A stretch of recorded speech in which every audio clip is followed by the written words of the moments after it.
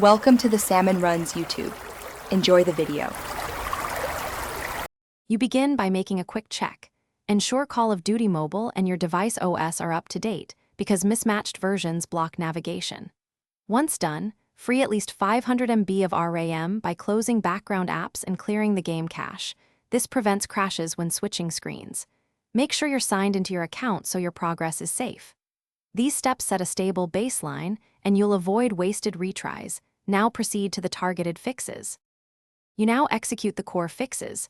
Try the in-game back and home buttons, using slow taps first and then long presses if needed, because input timing can differ.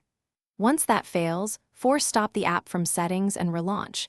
This refresh clears transient UI locks.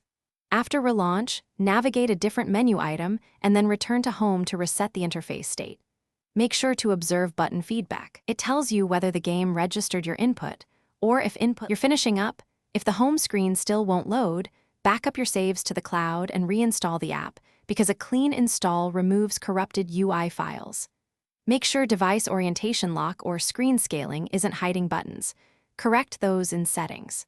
Finally, toggle Wi-Fi or enable airplane mode briefly, then re-enable network, since server timeouts can freeze the UI.